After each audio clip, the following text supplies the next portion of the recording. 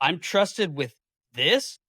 Oh, I better not freaking let this down. I better freaking do everything I can to not screw this up.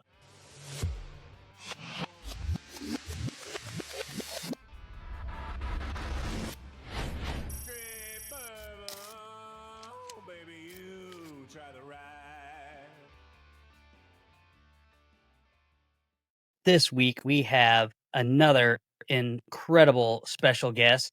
He is a former SEAL. He had a phenomenal Navy career, and now he is doing just great, great things in the community and preparing our next generation.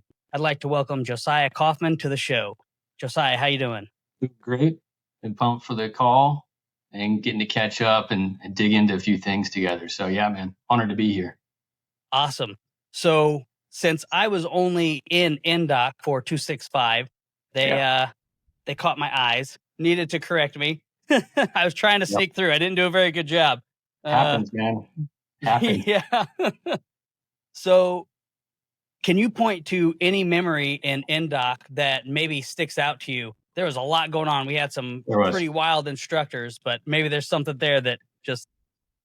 Yeah, I'm going to rewind a little further beyond that, honestly, because I started with class 263 originally.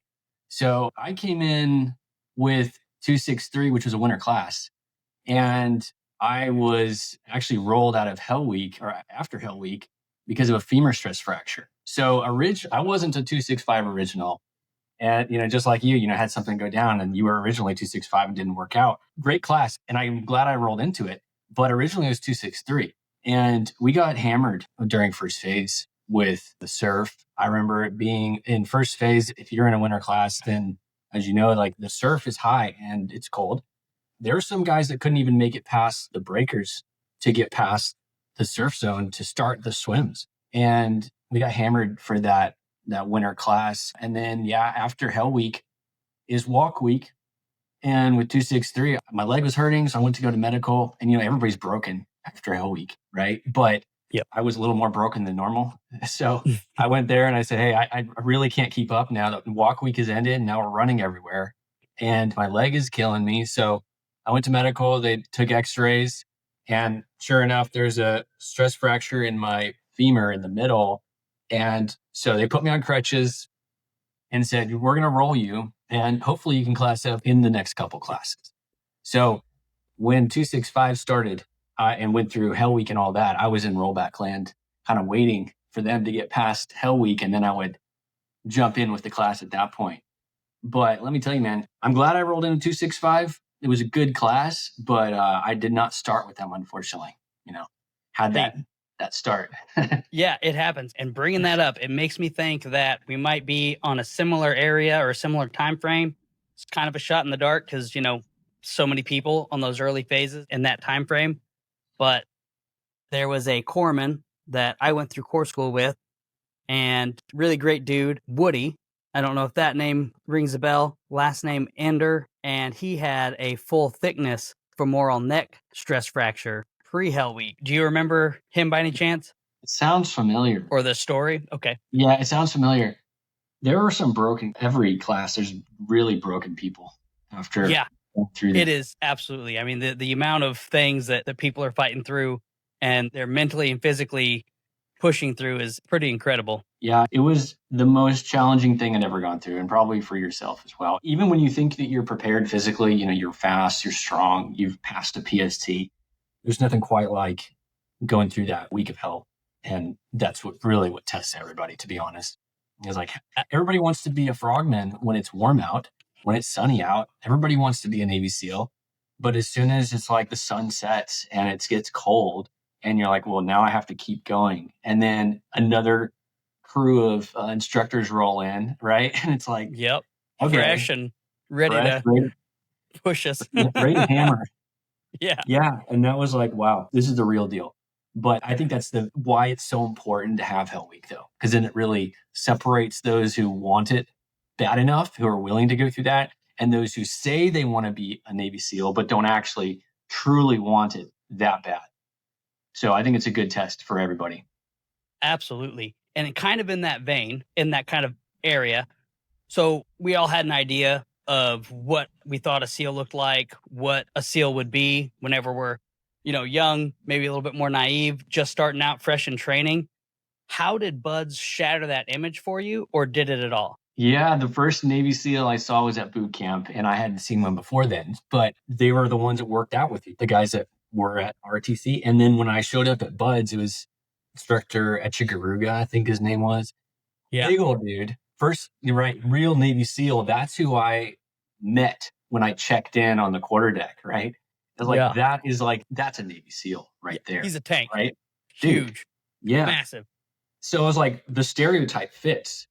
Yeah. And then all the instructors that were there during our time had just come back from deployments, right? This is like early 2000s. So they had just seen combat. A lot of them were combat veterans, basically, who came to then have their downtime at Buds and then just came in as savages. And so I think initially I was like, yes, this is exactly what I expected. And this is what I want. This is the community I want to be a part of. And, even at Buds, it's like, well, this is not being a SEAL. I think some people think that when they arrive at Buds, it's like, now I'm a Navy SEAL because I'm in this Navy SEAL training. You have not become a SEAL yet. So you don't even know what that job is like. So when you arrive there, you're going to see Navy SEALs, but realize that you are not one of these yet. You have not paid your dues. You haven't earned your place at the table yet. So if you want to become them, you have to go through the job interview. And it was like, well, here I am. I want to become them. And so when I saw these instructors who had just come back from combat, and that is exactly what I want. I signed up for this, right? I don't care how bad it gets. If my body breaks, it's one thing, but I'm not going to quit. Absolutely. That was my mindset. Absolutely. And I think that's a major common thread that it takes to kind of get people through. And I think you're touching on some pretty interesting pieces. And I think they're all going to kind of like flow through the rest of this. Is you were talking about, hey, we just came back from combat. They were Task Force Bruiser. They were the ones with all the major GWAT SEAL lore that it's coming out of, and first SEAL influencers, if you will, coming out of there. But at the time, there was not as structured of a professional development curriculum that kind of helped keep people on the same page. So how do you think that kind of played into training then versus training now? It was interesting because I did go back as an instructor. You spent some time as an instructor, second phase, and they brought in a lot. When I came in as an instructor, there was a lot more mentorship. There was a lot more professional development and all that. But the standards had not changed. So Hell Week was still Hell Week. The evolutions of Hell Week were pretty much the same as before. If anything, they can now track people even better. So the standards actually got more challenging because now there's a paper trail. Everything you do, your performance is evaluated. The peer evals are really looked at as well to see what your peers say of you.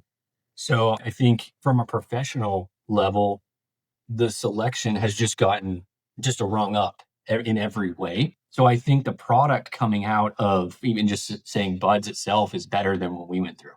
I think they're bringing out a better product, and not just with the training and all of that, but just in the quality, because they're infusing that with mentorship along the way. And I think that is creating a better warfighter at the end of the day, professional.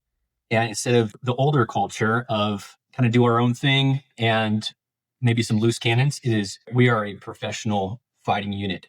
And in order to get the jobs that we want, to do the missions overseas that we want to get, we're going to have to maintain and build our reputation. I think they've done a very good job at creating a fantastic product, which is what is expected of this pipeline. So I think over the years, they've honed it and the standards have stayed the same. And honestly, I think that's a good thing. I don't think they should water it down.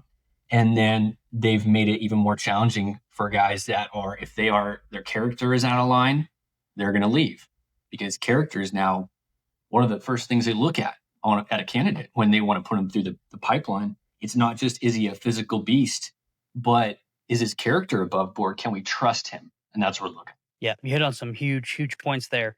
And those are some things that I remember just throughout my career is the transition, if you will, or the focus, maybe not transition, but looking for that candidate who could work in the embassy on one day and then go out on combat missions and be known to do the right thing in both scenarios. Not your break glass in case of war, just knuckle dragging smash everything, but kind of finding that blend of a candidate that can play both roles and play them well. Yeah, professional warfighters is what they're building. Yes, it's pretty great. So kind of going from there. So we kind of talk, hey, did Buds kind of shatter that for you? Now going from Buds to your team, what did that transition look like for you? Did that have any big paradigm shifts for what you were looking for? Or did you kind of find yourself, hey, this is what I expected? I showed up to SDV Team One in Hawaii. That's where I got orders to as my first command.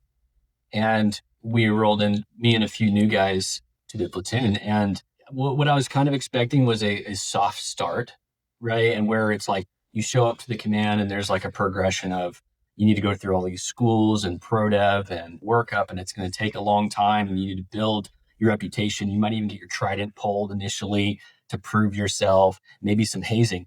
There was none of that. It was, here's the standard way up here. You better meet it or you're not going to be deploying. It was basically you need to perform. And so it's very professional at that command. And reason being is there's a mission set that's very, very challenging. And you have to be locked on when you're doing the SDV ops. Just the nature of the mission set. There's only 4 guys that are on an SDV when they go out and do a mission. There's not a whole platoon. You don't have a Ranger battalion at your doorstep in case things go south.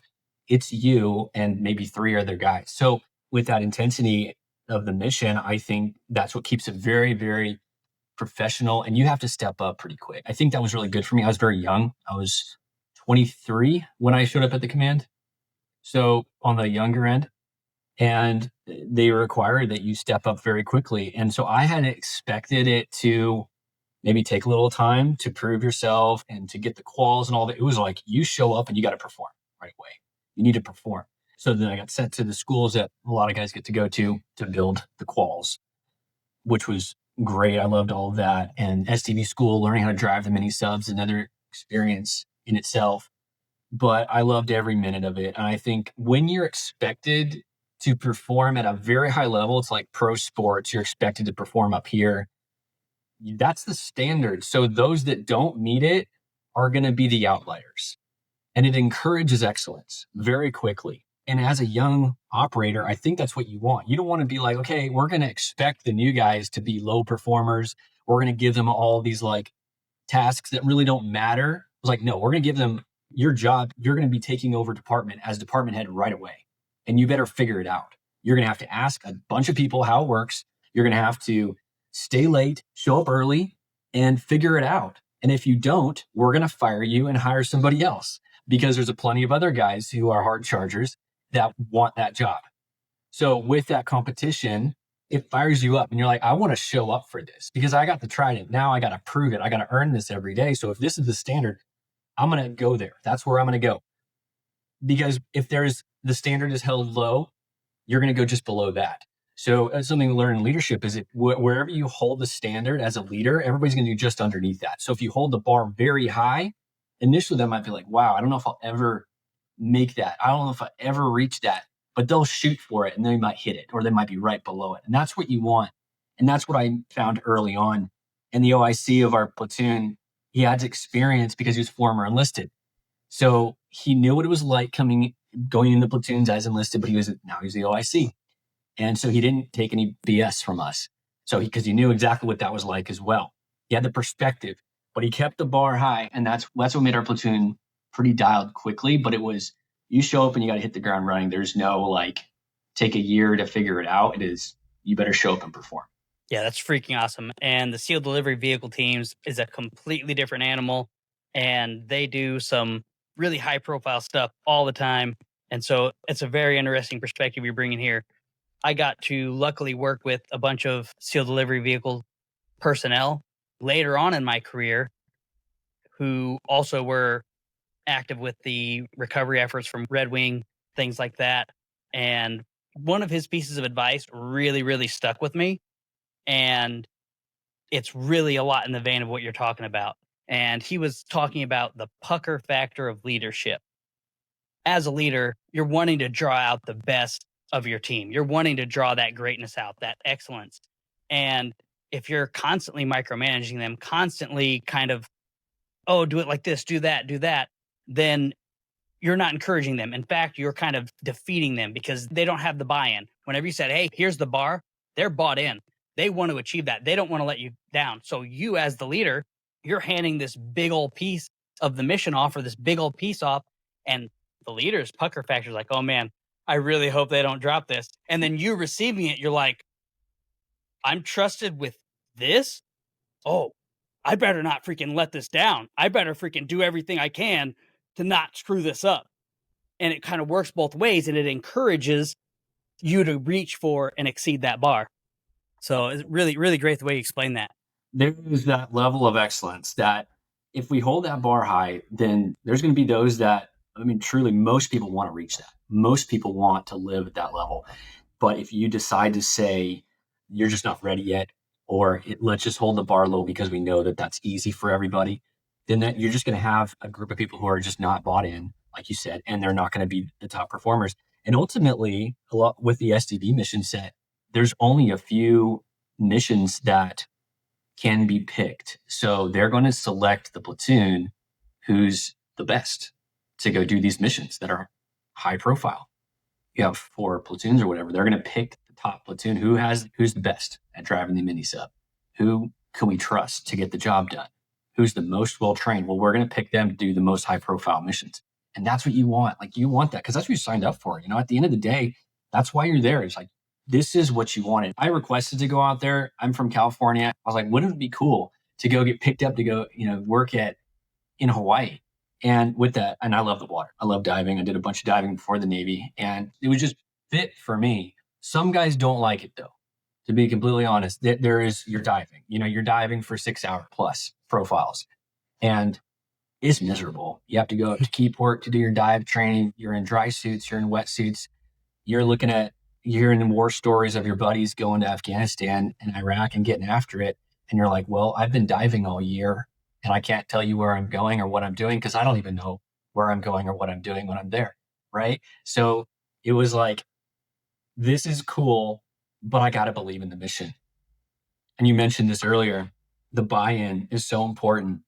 And it's tough with the SDV buy-in for the platoons because you got a bunch of hard chargers and these guys want to perform. But a lot of the times the mission set is like, we can't even talk about it. You wouldn't even know about some of the missions you're going on until you were underway on the sub, under the water, and they bring you into the skiff. And they're like, this is where you're going. This is what you're doing. And so the buy-in was tough because this is during the time of when guys are getting after in Afghanistan and all these stories coming back from overseas is like, I want that. And yet here I am in Key West diving, preparing for this mission that I don't even know where it is. Nobody's going to ever hear about it. I can never talk about it. And so you have to, like, that is a challenging point to be at. And so it's one of those things that you have to be bought in. So that was a challenging part for a lot of the officers. And the leadership, I would say that would probably be the challenging parts of being an SDV community was just that. You don't even know what you're doing half the time. Right.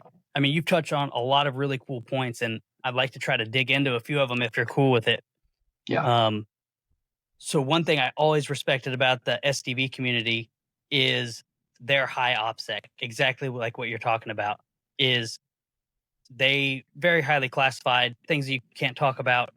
But their mission sets, the things that they were actually doing were very real world relevant. They were doing like legit things that were having serious impact. And without getting into like too much detail or anything, I was lucky enough to get to do an augment. And what I was understanding from the augment was that the DevGru guys, they were trying to take over the mission set from the SDVs because they were sexy. They were legit missions.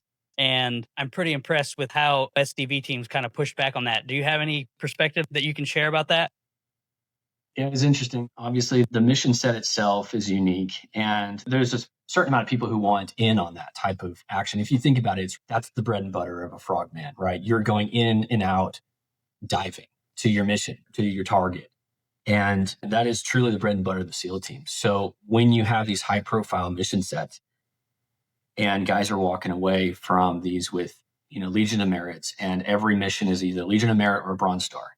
And like, what the heck did you just do to get that? And you're like, I can't tell you. And so it brings into it a unique, the mystery side of it, right? It's like, I want in on that the clandestine mission set, that's true Frogman right there, and that is something that you do knowing that you are the best of the best. nobody else can do this. Nobody else has this capability. Now the Brits, they have their capabilities, but we're the ones that teach their pilots. Like, we have the tip of the spear when it comes to these capabilities.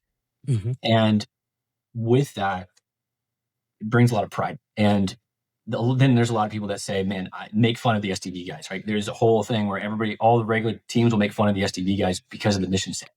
But then you walk into the room and you have the awards to show that what you do matters. And that is a true Frogman, quiet professional, because you're going out there to do the missions that nobody really needs to know about.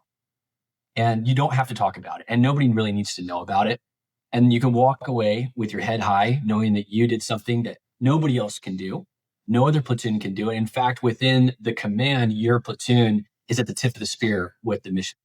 And so when you're in that environment, bringing it back to what we talked about before, just knowing that you are the best of the best, in that, like, the pro mindset, the pro lifestyle is there. It breeds something in you that you know that you can do anything, that you can go and do anything that you set your mind to. And that was in my 20s. Like, all of my 20s were spent doing that. And it fired me up doing it. And it changed who I thought I was as well, and the capabilities of myself and what I could achieve and the types of people you get to work with. But yeah, when you hear about the types of missions, you know a little bit about what goes down, but not everything that goes down.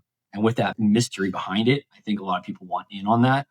But it takes a lot to get to that level, to be completely honest. It takes like years. We would train for 1 year to do one mission. And not very many people want to do the mission set once they've done the amount of diving you have to do in order to get that good. It's like you have to turn your brain off for a lot of the dives because you're out every single night. And sometimes what you're doing for the dives are just completely miserable, or you're just sitting there and you're sitting there for 6 hours holding a pattern with the SDV and the profiles you have to dive with, the rigs you're breathing. We were on mixed gas, and you have to learn how mixed gas works. So you have to go through all these courses and get certified to dive mixed gas. And there's just a lot that goes into it that not a lot of people actually have the staying power to want to actually follow through with doing that.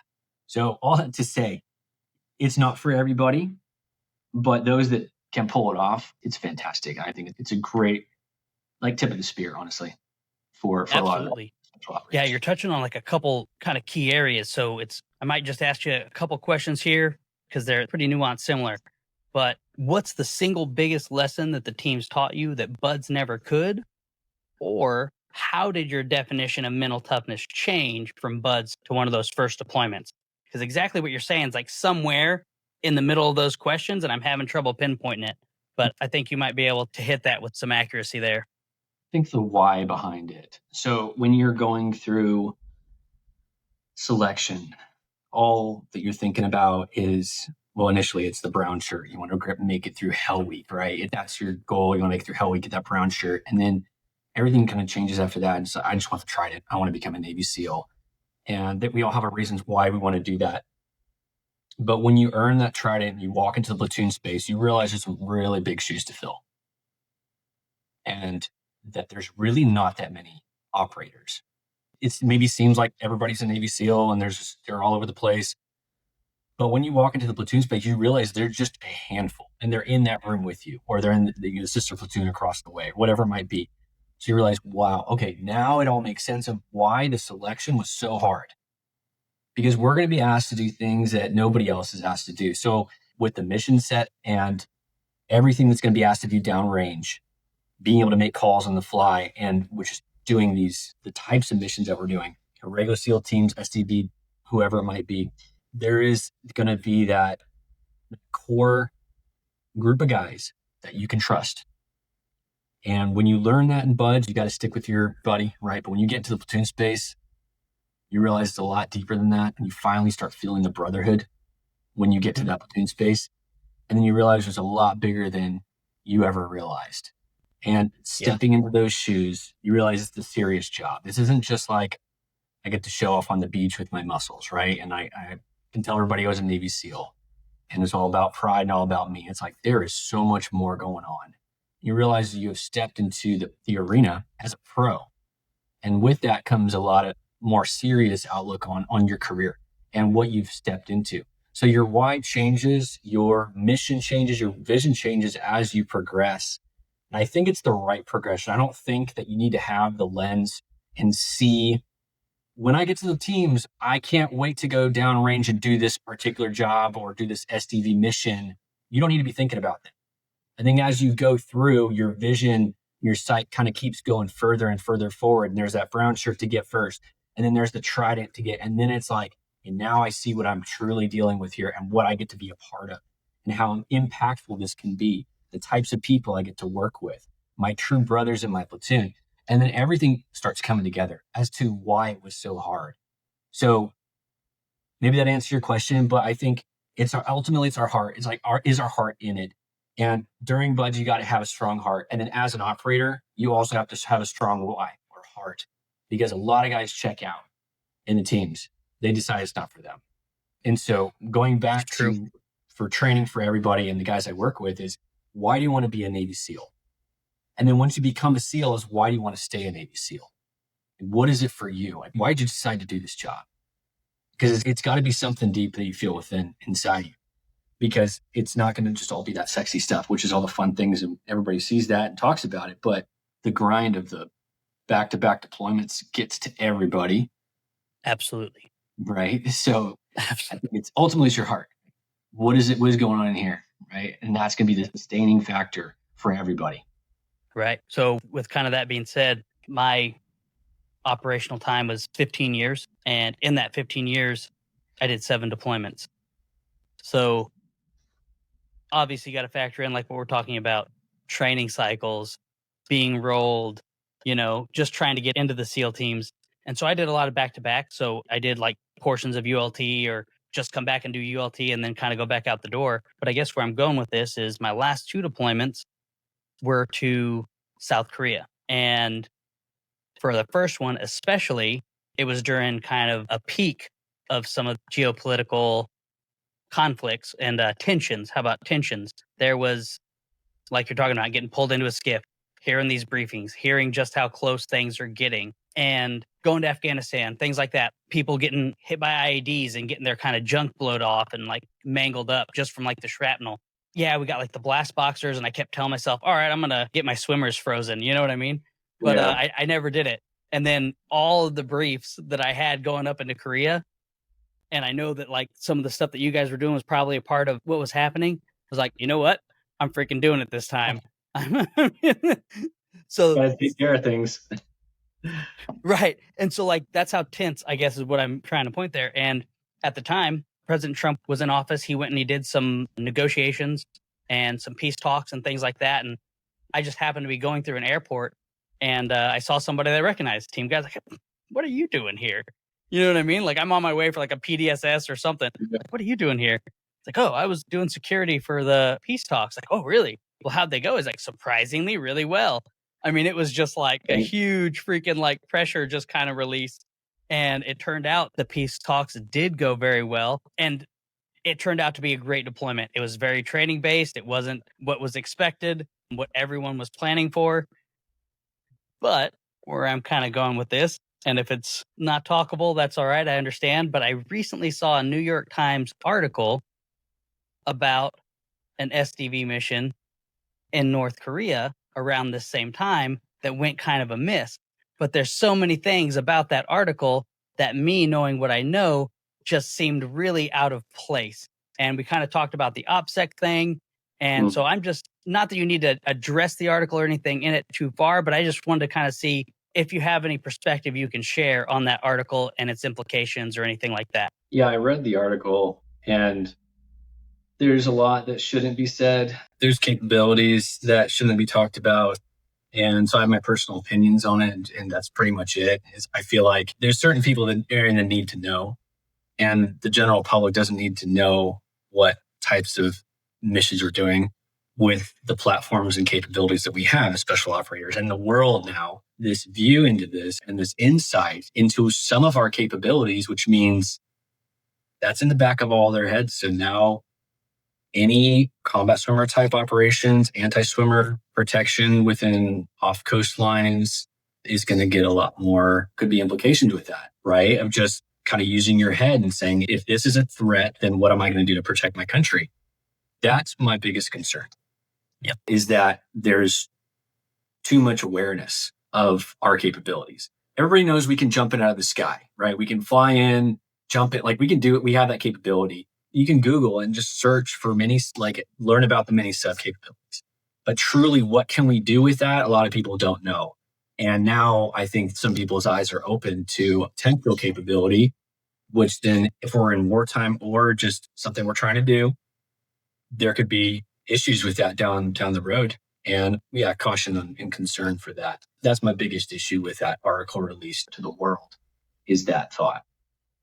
Absolutely. I mean, the job in and of itself is already dangerous enough. Just in training, we can get injured, we can die. And then whenever you go out overseas, I mean, the gloves are off. It is playing for keeps. And by increasing that danger level for everyone that comes behind us is just no go. Yeah, because when you've been in that situation, you know how sketchy it is already. You're already running into stuff. I can't go into too much stories with it, but it's not like, oh, we're just rolling around and things are easy. The stars have to align properly in order for the mission to go right. And any other challenges that get thrown in the way are going to make it even more challenging. Because I've been there, done that. And I don't like seeing that, just the capabilities all over the news. Right. That's my biggest concern with it. Big time. Yeah. I think that whoever it was and why, whether it was something or whether it was totally just a hit piece, I'm not sure, but Yeah. I'm right there with you. I don't think that anyone should have come forward. If they did, I don't know that they did, but if they did, they definitely shouldn't have. And there's just no reason for putting that stuff out there. No. So kind of down a little bit. So was there a time throughout your career that you felt like you were just operating at your peak? You were firing all cylinders. And what did that look like? What did that feel like? Maybe you can guide our listeners or some of your candid hopefuls through that feeling. Early on, as a new guy, I felt like our platoon was really dialed. And I've never felt any other team environment like that before, where it was just everybody's locked on and everybody's in sync with each other. There was a few guys that didn't quite fit and they got removed from the platoon. But after that happened, it was like, we're locked on. And so we did a couple platoons back to back with the same core group of guys. We had a couple new guys roll in, but core group was a couple platoons in a row. And that second platoon, we were dialed and they used our platoon to go do one of the missions. And because of the capabilities that we had developed and honed within our platoon. And that was, like I said before, one of the coolest experiences, to know that you're at the tip of the spear, that nobody else can do what you can do. It took us a few years to get to that point. But when everything was running smoothly, you knew what your brothers were going to do. Everybody was qualled up. Everybody had all the quals they could ever want. And now you're just dialed. They can pick the mission set for you. The command has something that comes down and they're like, we know who we're going to pick to go to this mission. They're the platoon to go do it. It took the time, though, the work. You know, they say 10,000 hours to acquire skills and to really become good at something. You do that and more within just diving and over the beach training and the regular SEAL quals you have to maintain and all of that, the quals you get, the schools you go to. You just have to be willing to put the work in. And I think a lot of guys don't realize it. They see 1 year. They say, I can become a Navy SEAL in 1 year. What they don't see is all the training that happens after you become a SEAL. As you know, there's so much more ProDev to go through. Courses, certifications, you become somebody, then you become the department head, and then you go to all the other schools that have to do with that, civilian courses that they can put you through. So you become the subject matter expert, and you have a platoon packed with subject matter experts. And that is the coolest experience. Because not only do you have like a bunch of guys who can kind of do the job, you have everybody who's qualled up at the top that they can, as far up as they can go. And so that experience with being in a room full of guys that just, they're dialed, and then you can go out in town with them and have a good time too. It's like you can have fun with them and you also can lock on with them and you know that you've got each other's back. Coolest experience. The flip side of that, though, I would say, you got to take care of yourself. And I think this happens to a lot of guys, a lot of high performers. It happened to me. You skip lunch, you work through the night. I'm going to just live off of caffeine. My OIC had a cooler of Monsters under his desk and he'd crack one open first thing in the day. He'd have one at lunch. He'd have one in the afternoon. You can't go full tilt every day for years on end. Guys will get burned out. And that's what happened to a lot of guys in our platoon. You operate at such a high level for an extended period of time. At some point, things are going to start happening to the body. You can't maintain that for forever. So the word of caution I have for guys is take the rest days, take the time off. Don't work through lunch if you can help it. take care of your body, take the weekends off, decompress, because you need to keep taking care of you, because you're not going to be 25 for the rest of your life. You're going to go into your 30s and 40s, and hopefully you can still operate as if you were in your 20s. But if you don't take care of yourself in your 20s or your early 30s, you're going to be a wreck and you're not going to be able to perform. And that's what happened to a lot of guys in my platoon as we went on, was just because there was this cycle of, I'm a yes man. I'm going to do whatever they ask me to do. I'm going to go do all the schools that I get offered. And that's important. You need to be able to go, go, go. But on the flip side, you got to say, I got to back off a little bit. I got to take some time off. The command realized this too late. They realized that guys were burning out, and they sent everybody on a mandatory Turtle Bay resort stay. It was a little too late for a lot of guys. And they were just, I'm done. Yeah. And they said yes so many times. The platoon would say yes to the command headship, because they knew that if we said yes, we could go get the best missions. And that's what everybody wants, because you're chomping at the bit. But at the same time, you have to say, the boys need some rest. We've been going. We don't need to go take a trip to Shaw's right now. We need a few weeks off. We don't need to pack in another training trip right now when we have a little bit of gap time. We need some time off so they can heal their bodies, heal their minds, reconnect with their significant others so they can come back and be locked on. That's the flip side to being a top performer. You have to be able to do both. And you have to realize that the body needs that rest and recovery. Man, that is so huge. One, I'm glad that you're speaking about it now, because I'm getting goosebumps just hearing you say it, because it does need to be saying. It resonates with me in a huge way, because that's what happened to me. Is I pushed myself till I burnt myself out. I hit the wall, and it was not pretty. And I do not wish that experience on anyone. So I'm glad you're saying it here, because it also tells me that you're talking about this in the Warrior Calling with some of the people that you're working with. And so that's been your new venture. Do you mind kind of cluing us into what you're doing with the Warrior Calling and how your transition moved you into that space? Yeah, absolutely. When I got on other teams, like a lot of guys, I was clueless, because all I did before the military was just go to community college, work some random jobs. So all I knew really was the SEAL teams for 11 years. And so when I got out, my wife wanted to go to college overseas and get her degree in England. So we did that. I was like, well, yeah, I'm going to go get my degree and I'm going to go travel, and we're going to do the normal civilian job that everybody gets to do. So I fixed my LinkedIn. I did my resume. We went to England. We sold our house in San Diego, moved to England. And I went to Goldman Sachs as an intern in London. I did everything you're supposed to do, right? You start to put up your LinkedIn, you build out your resume, you say how badass your job was, and nobody cares. Like, I don't care if you say Navy SEAL on your resume, like whatever. It doesn't really matter. So anyways, I rolled into Goldman Sachs and did my 3-month internship there. And as I was ending my internship, which, side note, 10 hours a day in front of a computer as an analyst, intern, former SEAL, you're used to spending time outside, right? I was an instructor at second phase. So I would spend hours in the pool every day. And then to go from that to like sitting in front of a computer with a bunch of college grads in Fleet Street, London, was such a flip for me. I wanted to find the nearest bridge and jump off of it, to be completely honest. It was like, get back in the water. I please leave the situation. However, I was also telling myself, stay open-minded, try things. This could go somewhere, maybe. But at the end of my internship, there was a lot going on, and this is 2018. And they had a hiring freeze right around the same time that I finished my internship. And so because I was not a British citizen, they said, we are not going to hire you. After I went through a bunch of interviews at the office there, and they said, yeah, we're not going to hire you, but we'll put in a good word for you when you go back to the States, if you want to go work in New York or LA at Goldman Sachs. And I said, cool, I'll take that on board.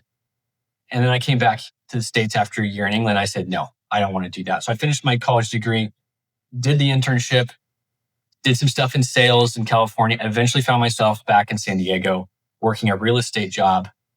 And it was one of those things. It was 2019, 2020. Pandemic was just starting, kind of rolling in 2020. And we bought a house in San Diego, could barely pay for the mortgage.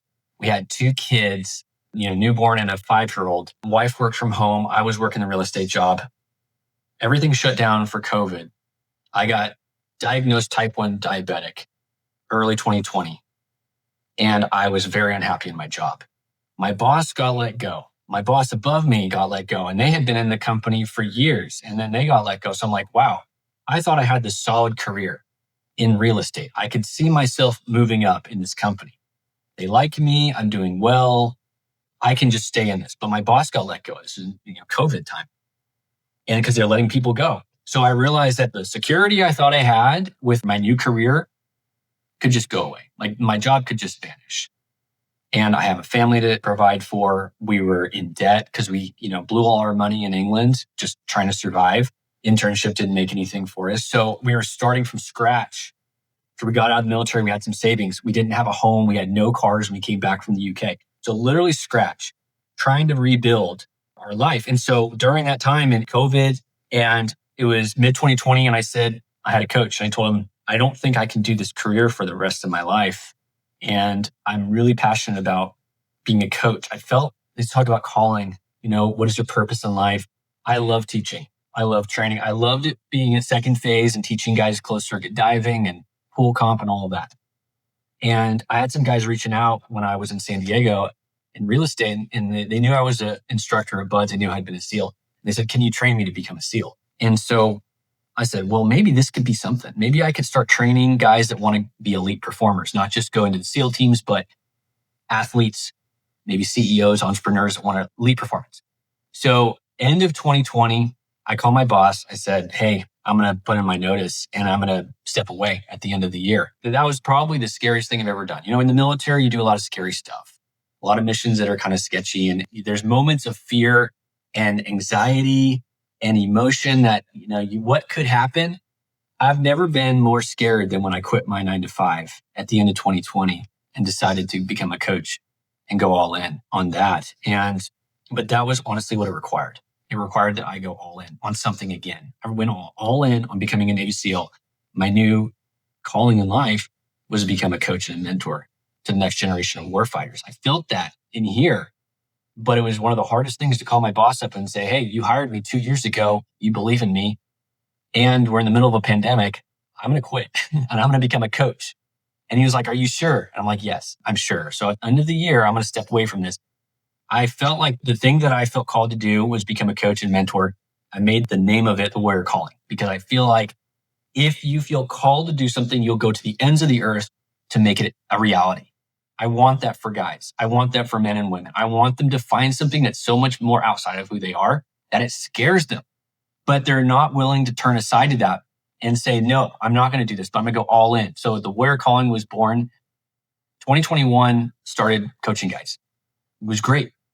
Initially, I didn't really make any money, barely made any money, but we had a gym in Coronado we would train at. And I started bringing guys onto the team. I started coaching them and training them up, going to the bay with them, getting in the water with them, swimming with them, running with them, building out programming, mindset training, weekly Zoom calls, just basically just immersing myself into the coaching experience. How can I help these guys, not just from San Diego, but from around the world? Started using social media, started using Instagram, just posting some stuff. Guys started reaching out. And the snowball kind of built from that point and rolled. And here we are today with what has been built. But it was the calling started with my calling to pull the trigger on this thing. So I know how scary it can be for some of these guys when they start going down this path, because sometimes it's like, wow, I don't know what I'm getting myself into. I know exactly how you feel. I've been there. I've been there multiple times. I got you. Yeah, that's awesome. Dude, I can relate to what you're saying, that whole, what are we doing now? Like there's something's got to change. And yeah, that's pretty amazing. So you're working with the new generation every single day. From your perspective, from your vantage point, there's this kind of, obviously you and I, we both experienced the last hard class, right? Everybody after us is softer. You know what I'm saying? So you talked about it earlier is about putting out a better product. But from your vantage point, do you feel like Gen Z is softer? Or do you think that the core tenets of grit and resilience are kind of a timeless thread that we can all share? The character is still character. And those qualities you just mentioned are required for any generation. Yeah, I don't like to put somebody in a box. That being said, I think this current generation is fairly distracted.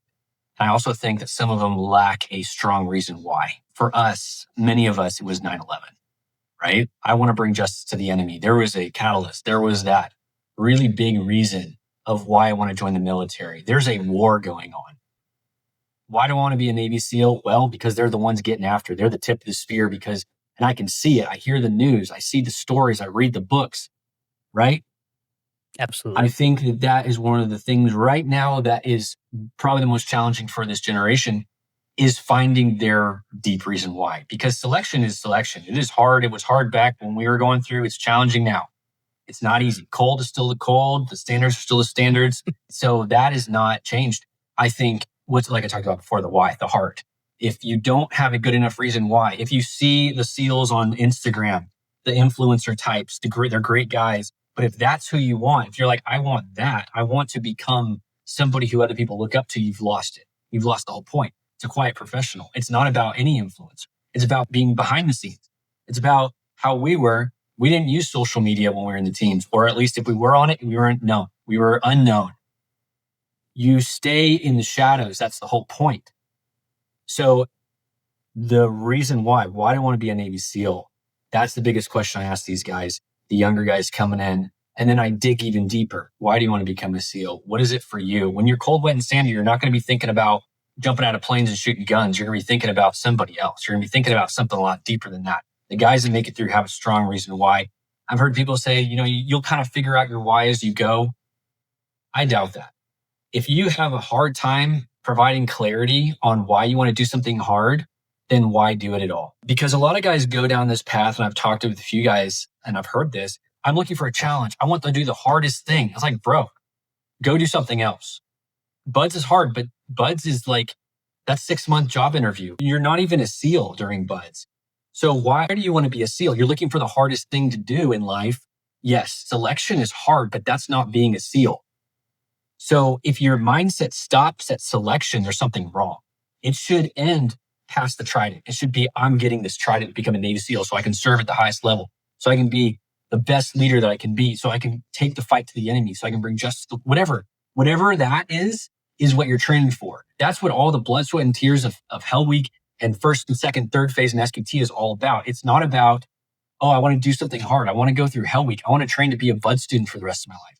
I'm like, bro, don't even go there, because when you get to selection then, and you're going through Hell Week, and your brain's like, okay, why are we here? We're here now. You made it to Hell Week. And your brain's like, okay, roger that. You've made it. Like you made it. You're there. And you're like, well, now what's the next thing? Why am I doing this? Okay, it's Wednesday night. Why am I staying? And your brain's trying to figure it out. It's like thinking hard. Like, wait, why are we here? You've made it. You've made it to the hardest thing ever. What's the reward? Why are we going through this? And so guys will shut off and they'll go dark with it because they don't have anything beyond that, because they wanted to do the hard thing. Roger that. But if you don't have a good reason why you want to be a special operator, then don't even go down that path, because there's a lot of hard things you can do in life. You got to want to do the job, what you signed up for, what the trident means. What does that mean? Right? Instead of, I just want to do the selection pipeline. Nobody stays in the job interview for the rest of their life. It's like any job. It's like becoming a doctor and you decide to stay in school for the rest of your life. Like that doesn't happen. You get through school and you become somebody and you do that career. That's what you're training for. That's why you train hard before Buds.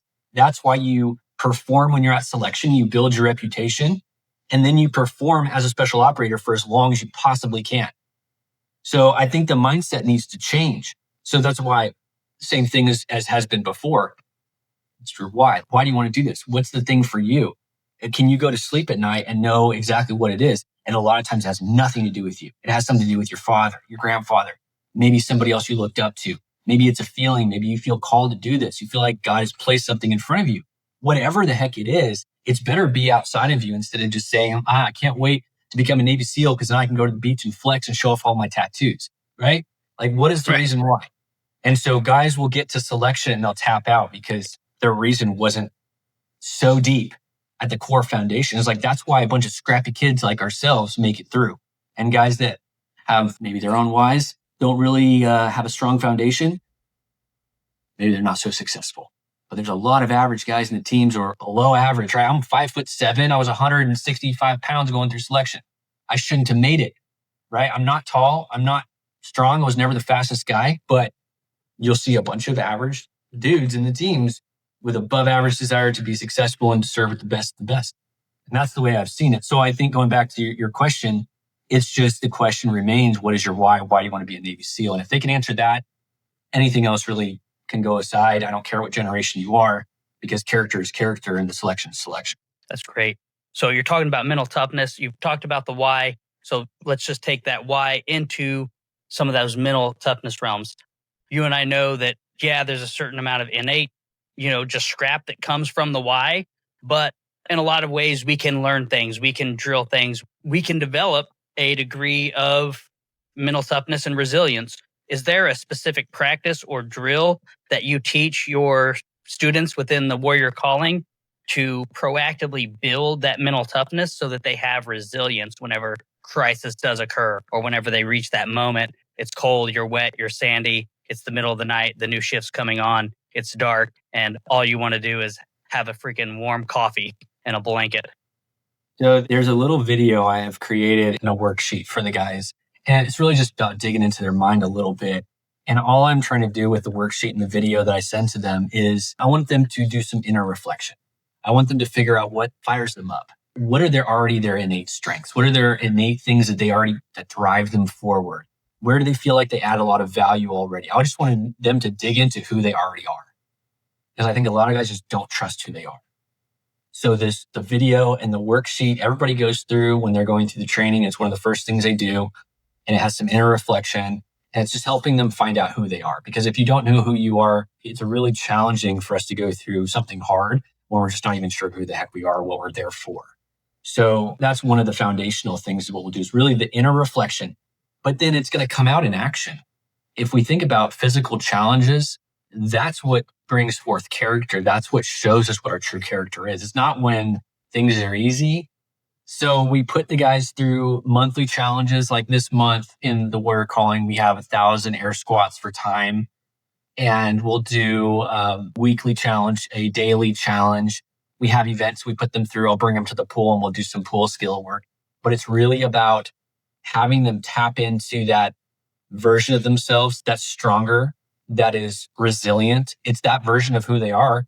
We just have to tap into it. They need to find that they have that ability to step out of their comfort zone, and they're okay when they get there. They need to push outside their comfort zone. They need to maybe puke on that run. They need to go on that 9-mile ruck that sounds so intense that they don't know that they can do that. But when they've achieved these physical challenges and they go through them, they find out a lot about themselves and how deep this heart really is. And that's huge, because if you never go there physically, the practical side is still in the dark. But when you put somebody through a physical challenge, you learn so much about them. They learn so much about themselves, how they're going to react and respond, where they go. When they go into that, can they go in that happy place in their brain? There's the analogy for everybody, or the perspective is, you have two guys and they're going through Hell Week. They're both the same physical abilities. They both have the same passing PST maybe. They can both run 4 miles in 28 minutes, but they have two different perspectives. One of them has a perspective is, I can't believe I'm here. Like, I am in Hell Week right now. This is my opportunity to go through this week so I can check it off the calendar so I can become a Navy SEAL in the future. I can't believe it. I am in Hell Week, right? That's their perspective. Their head is up. Things are hard. Like, it's challenging, but they're like, I'm doing this. I am blessed to be here. There's so many guys that wish they were in my shoes. I am here. I have the balls to be here. I can't believe it. Then the other guy next to him, his head is down. He's thinking, woe is me. When is this going to end? I'm so cold. I don't think I can go any further. They're pushed to the side of the log. They're not performing. Their same physical ability of the guy next to him, but it's a completely different mindset. Perspective is everything. So you see one guy, his head is up. He's a hard charger, right? But he's same physical ability as the guy next to him, but everything is about your mindset on how you approach it. So we go deep physical, we go deep mental, but then at the end of the day, it's perspective shift. So you got to see the perspective here, man. This is your opportunity. For myself, and I'm going to go off on a tangent here for a second. My grandfather was in a concentration camp in World War II. Wow. And I heard stories from my mom would tell me about what her dad would tell her it was like. And this was in Indonesia. And he was Armenian. He was living in Indonesia. He was married. This is before the war. He was married, had a kid, and the Japanese came in and took over Indonesia. And he was an auto mechanic. And they destroyed his auto shop, put him in a camp with the rest of the civilians in the local town in Indonesia on the island. And basically he was supposed to fix their vehicles. That's what the Japanese soldiers had him do. But he had a heart and he wanted to help people. So whenever there was people that were sick in the village, he would bring a battery to the outside of the camp, was hollowed out, and he'd have them like fill it with medical supplies, and they would bring it back in and he'd help people. And my mom told us that stories that he would say when he got caught a couple of times and they put him in the middle of the camp in a cage in the sun, and he had to stay sane. He had to like use his arm, his body parts to measure the box over and over to keep with it mentally. So he went through a lot, and obviously the war ended and the Allies came and freed the camp, and he came out, he survived, and went to look for his wife and child, could never find them, never found his first wife and child.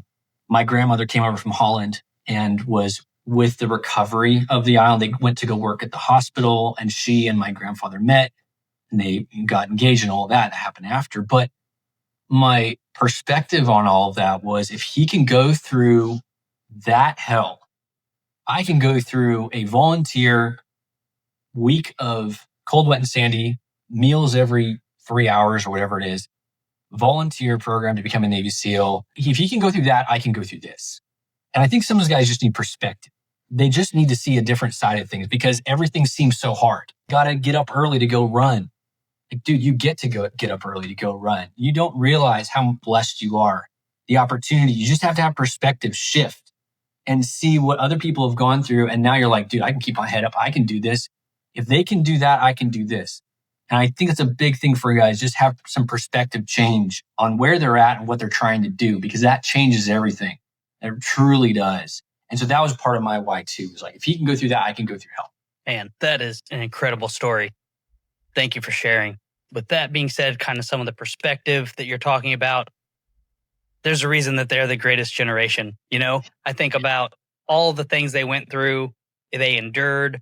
And then whenever they deployed, it was like, no, you're just going to war and then you'll come back whenever it's over, or you're injured, or even a worse scenario than that. And we're like, oh, we're going for 6 months, 9 months, whatever it might be. I'm seeing, and it's obviously not this extreme. I hope it never becomes this extreme, but I'm feeling there's a trend, a culture shift to where things are getting a little bit more chaotic, a little bit more dangerous. So whenever you talked about 9/11 and how our passion was to go overseas, take the war to the enemies, get the bad guys off the streets, get the guys that are bombing buildings just for ideological or political gain, to get them to stop and to keep that away from the United States of America. You look at the news reels now, you look at what's going on. You have the Ukrainian immigrant in Charlotte killed on the train. You have political assassinations going on. So with all this chaos and uncertainty, and right now you're shaping the next generation, what kind of advice or insight would you have for having lived it where we lived it, and to maybe bring us together so that we can kind of stop this before it becomes overwhelming and what we've seen overseas that we don't want to have here? There's a lot of seemingly chaos going on, and the intensity seems to be rolling in faster and faster. I think we get our emotions get caught up in a lot, and I think we don't know everything. I think sometimes we jump the gun. What I'm getting at with that is have some temperance. Realize we might not be able to make world change. We can change our communities. Who is it we're connected with right now? How can we impact that are closest to us in our communities? Because we get all worked up. Social media or whatever's going on, right? There's so many different platforms now. It's kind of confusing for me, but opinions, everybody's got an opinion on everything, and emotion flies. And I feel like that is so dangerous because we go off on people and we don't have no perspective on what's going on. And then we're trying to maybe make change. And we can't. We're trying to with our voices, but we're not. We're just stoking the fires. Whereas maybe I can hold my tongue and have some words of wisdom to share, but ultimately realize that the impacts I can have are within my family, within my community, within those closest to me. Let me start there and then I can go wider with it. But I think sometimes the easiest thing for people is to just go spout off something and let our emotions get the best of us. And that's what spirals out of control very, very quickly.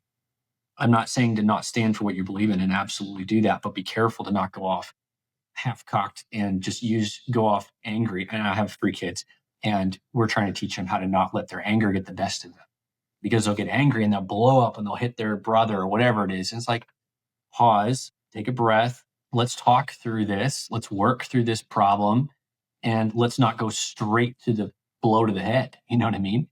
And I Right. think there's some temperance, there's some pause that needs to happen, and understand that a lot of the fires that we're feeling right now, they're being stoked from within, and we can have some impact to those around us. But sometimes we got to hold our tongue and not go blowing up at somebody because they looked at us wrong, because that's the spiral that's happening right now. Is there's a lot going on now on more of a global scale. The guys that are deciding to go in the military right now, there's an unknown. We don't know what the next conflict's going to be. But I tell everybody is there's going to have to be those men and women to stand and fight.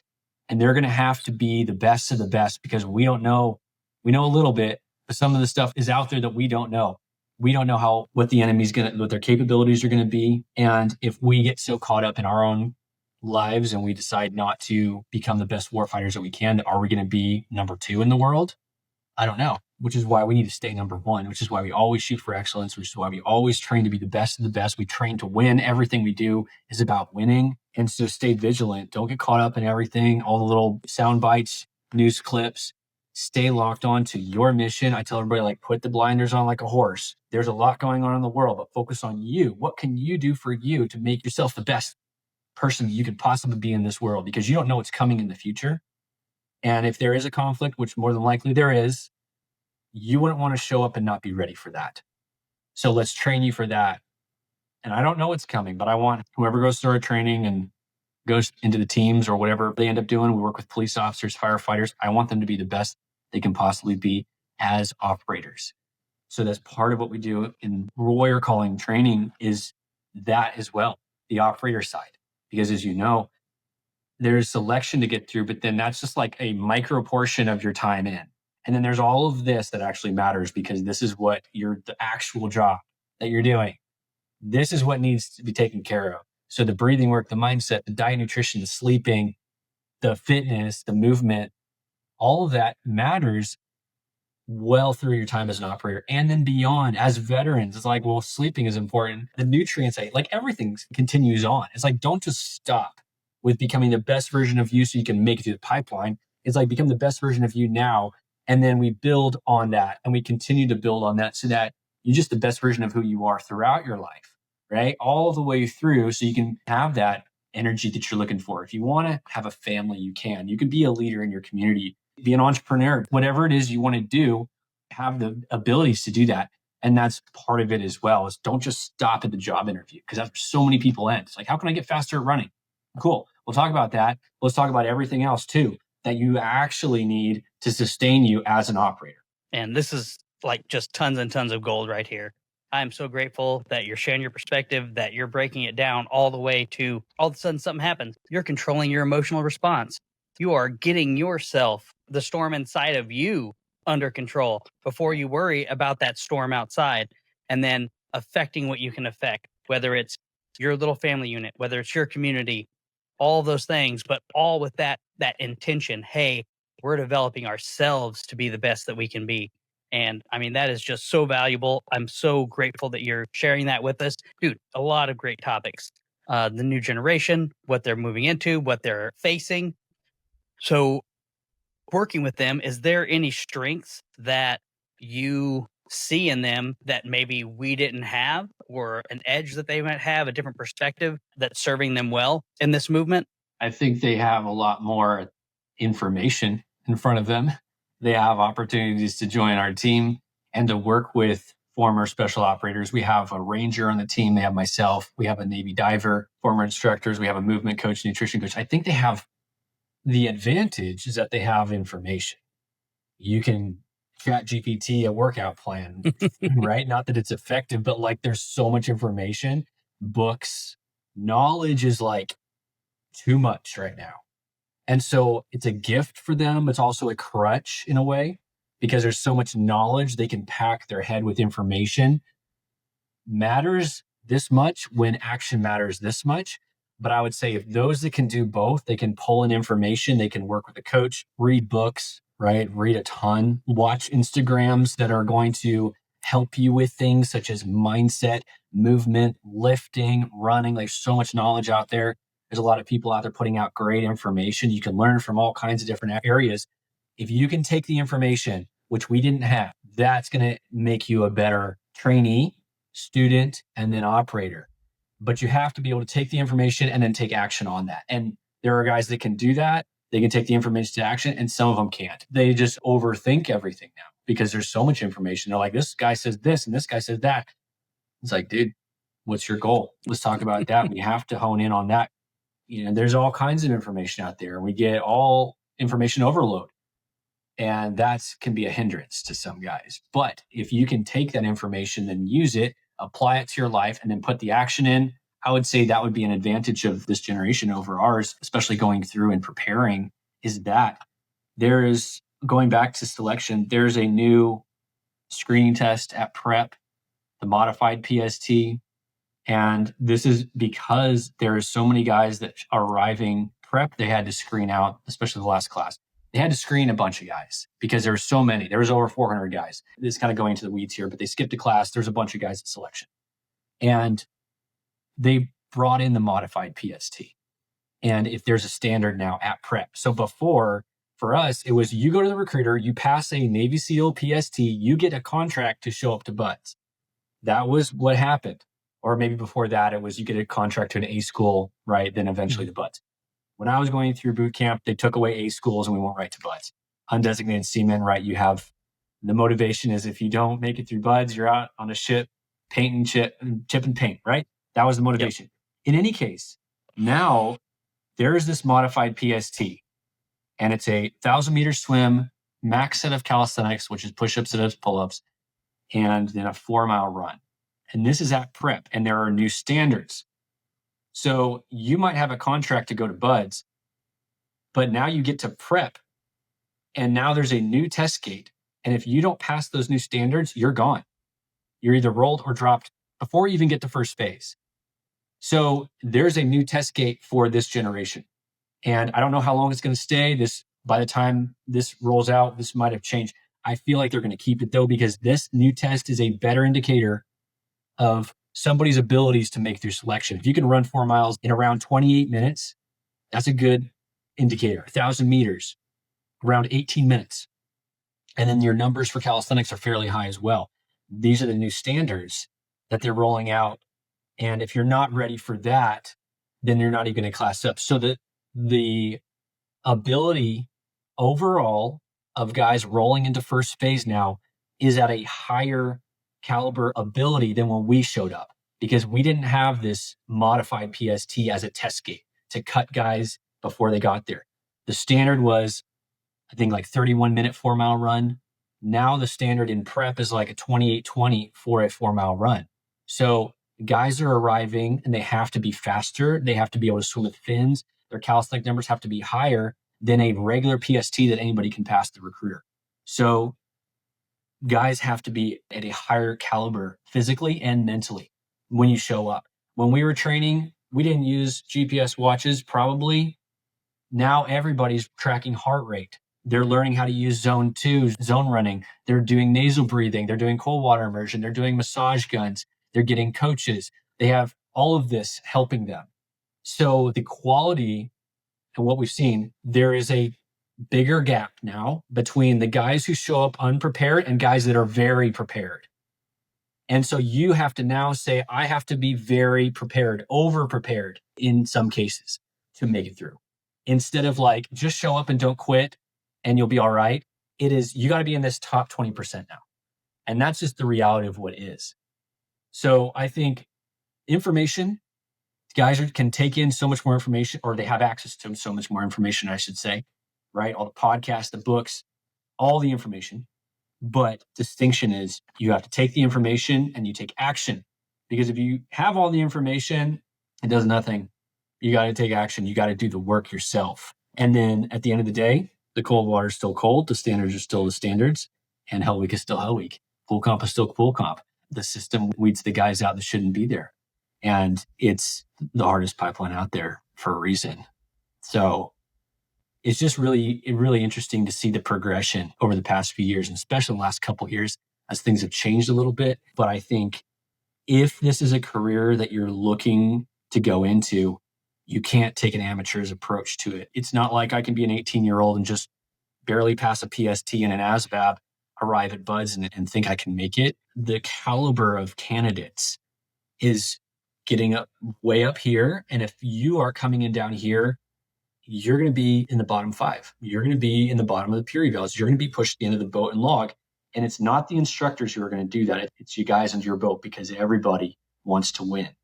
So you have to show up and be ready to perform. And that's what I'm seeing right now. That's incredible. Yeah, that is a lot different from, I know we just kind of like flogged ourselves, just ran ton. A lot of us probably even showed up like this close to being broken from like overtraining because it was the unknown, because we didn't really know what. And it sounds like now they've got coaches, athletic performance coaches, all the rehabilitation things. They're being taught the skills to maintain their body and not overtrain, but also train to that peak level of performance. That's awesome. I'm going to spin it back to you for the last word. If you want to speak anything on your vision, on what you would like to see in the future, anything like that maybe we didn't touch on, you didn't get a chance to speak on, I want to give the floor back to you.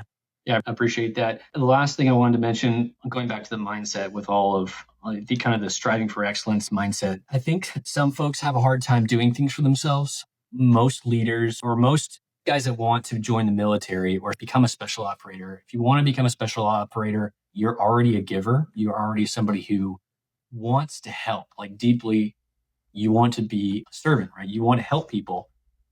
You want to help those who can't help themselves, all of that. So that's all well and good. But what is really important is to be able to pour into yourself. And I tell everybody this, you need to be selfish now, right? You got to be selfish now so you can be selfless later, because you might be giving your life for your country or your brothers and sisters down the road. Be selfish now with your time. Be selfish with your day, meaning use a calendar, lock in the workouts you got to do. If you have a program, whatever you got, like lock it in, because these are the most important days of your life right now. And so you got to be a little selfish with your time, because down the road, you're going to be asked to be selfless, right? So be selfish now, so be selfless later. And I think that helps some guys because they think, I got to do everything. I got to be there for everybody right now, plus there for myself, and train really hard. Then by the end of the day, you give yourself scraps and you really don't train or pour into yourself at a quality level. And you just give yourself like barely enough to maintain.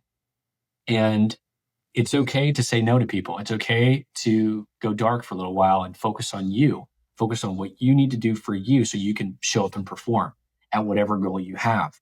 So be selfish now, so you can be selfless later. And there's nothing wrong with that. I'm not saying to be rude to people necessarily, but protect your time, build those boundaries, spend time with people that you love. And then one last thought on that too. I've heard some people say like, turn away from all your friends and family, like block everybody out and just go hard towards goal number 1. And then I remind them, they're part of your why. Like the people that you love are part of your why. The reason why you're going to do what you're going to do is because of them.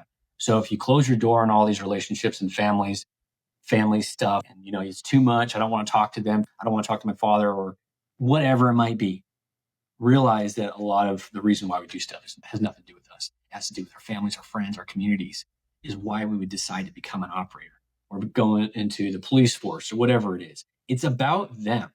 So don't burn all your bridges. Don't burn all your bridges on your family and your friends and those you love. Warrior, you're going to have to be both. You're going to have to go out and do the deed. You're going to have to come home and hold the baby. And it's the hardest thing to do, is to be able to do both. and be able to be the leader and the warrior and come home and play with the kids on the floor and hang out with your wife or significant other or whatever you got going on. You have to be able to be present for both. And that was the hardest thing. That's the hardest thing for guys, is to realize that at some point that might be what they have to be able to do.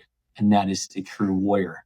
So, but just encouraging guys and gals, like if this is what you truly want to do and you feel fired up about it, you're dialed in, you just want this more than anything, follow that. Like follow that calling. This is the time to do it. Don't wait until the perfect time. Don't wait until the stars align. Don't wait until there's like a big war going on to say, now I'm going to join the military or I'm going to go do this or that because of this.